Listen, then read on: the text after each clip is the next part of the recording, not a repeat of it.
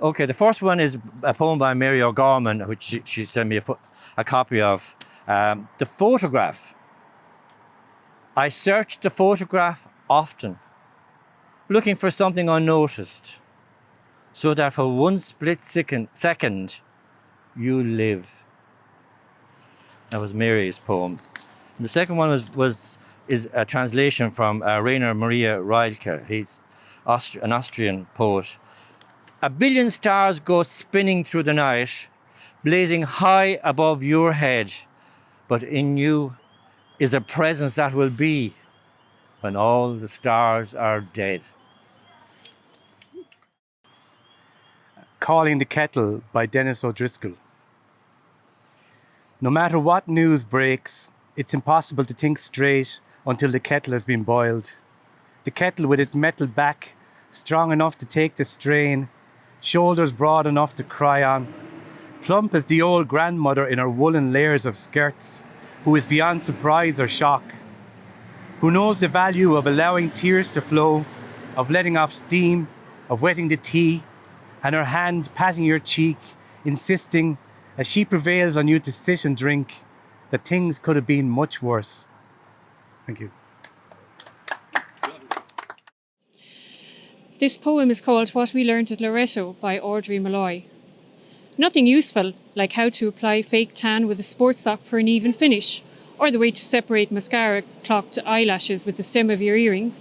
Some simple rules would have been handy, short, hem, or low cut, but never together, and how to keep a bit of mystery. Instead, lists of dates, battles, treaties. My overnight bag rolls on the back seat where I threw it before leaving. All that's keeping me from swift death by lamppost is the dashboard clock churning up dates. 10:14, the Battle of Clontarf. 11:11, the Synod at Brazel. 12:15, the Magna Carta. That's it. Okay, my first time reading from my phone, Eileen Acheson, and I had this piece in Linda's exhibition. It was a broken lamp. So I took inspiration from Ernest Hemingway's quote from A Farewell to Arms. Many are strong in the broken places. Pieces fall off, crack, break, chip, shatter. People crinkle, wrinkle, skin gets thin, eyes watery, weak. Repair, mend, use gold. Sinead. And I'm going to take license from Nicholas here by doing a second one. Now, I wrote this poem. I was asked to take an abstract word of choice, and it was loneliness, and to bring it alive. I sent it to friends, and a number of them texted and said, we didn't know you were feeling so bad. So it was a very effective poem, but it was actually in good form. So here you go. Loneliness. I smell like 9-day-old curdled cream, laced with a broken egg. I look like a closed ice cream shop on a searing hot day, back from a long walk around a cliff path. I sound like an empty milk carton on the morning after, when I am alone. I gasp for the comfort of a cup of milky tea. I feel like my stomach and heart have jumped headfirst into a block of frozen ocean ice. I touch musty air that tastes like petals of ash. I scream. I am alone, smelly, frozen, empty, without ice cream or a cup of milky tea, spitting petals of ash into musty air.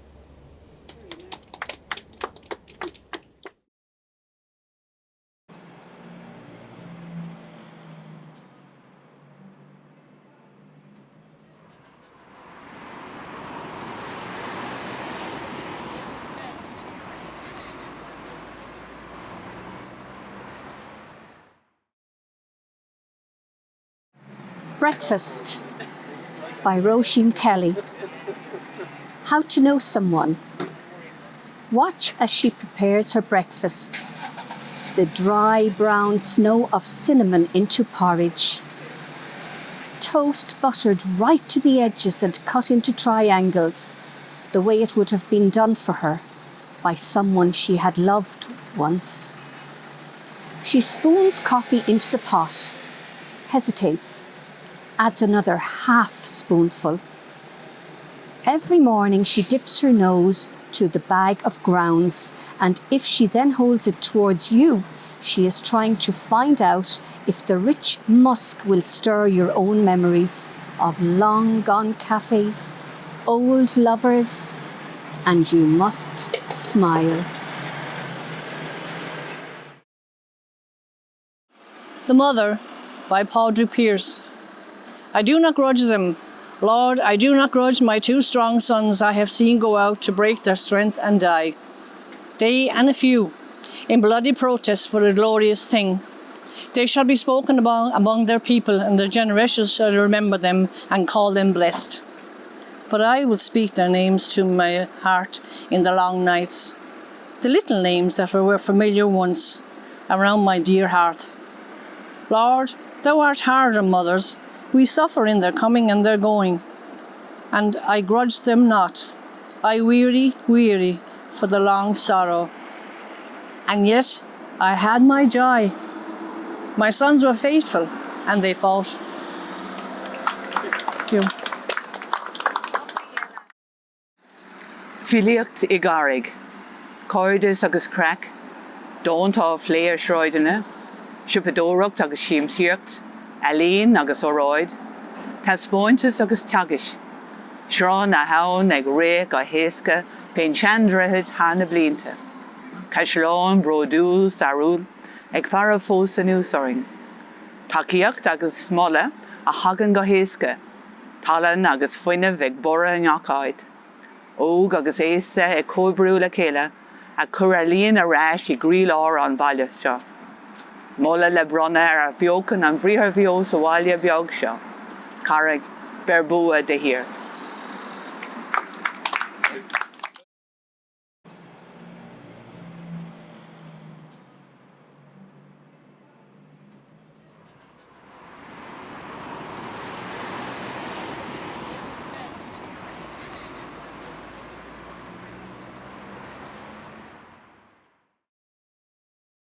This is a poem I learned in the secondary school in the monastery a long time ago. And we had a brilliant English teacher called Mr. Welsh. And that's all I know about him. The boys called him Spiv Welsh.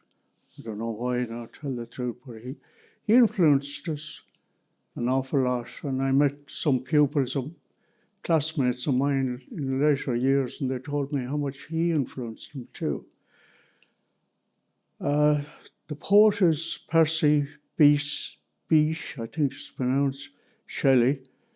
He was born in 1792 and he lived to be just 30 years of age is all, the poor fella.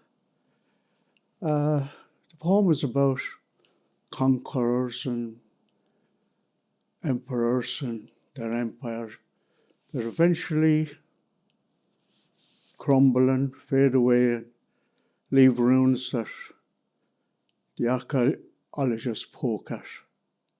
It's called Ozymandias. And I think Ozymandias was, he was an Egyptian pharaoh, but his real name, I think, was Ramesses II. Ozymandias. I met a traveller from an antique land who said, 2 vast and trunkless legs of stone stand in the desert.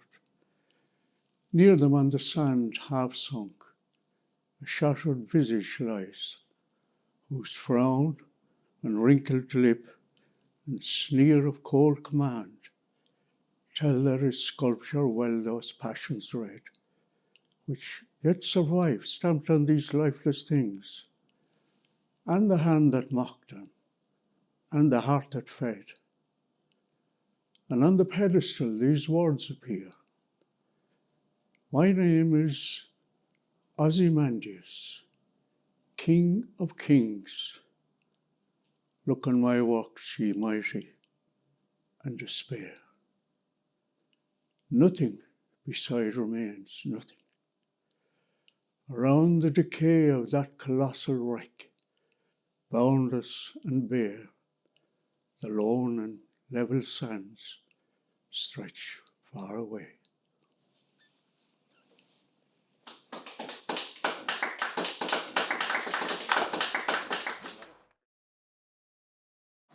After weeks of heat and dust, how welcome is the rain. It washes the leaves, gives new life to grass, draws out the scent of the earth. It rattles on the roof, gurgles along the drain pipe, collects in a puddle of the middle of the lawn. The birds come to bathe. When the sun comes out, a lizard crawls up from a crack in a rock, small brown lizard basking in the sun. You too have your life to live, your race to run. At night we look through the branches of the cherry tree. The sky is rain-washed, star bright.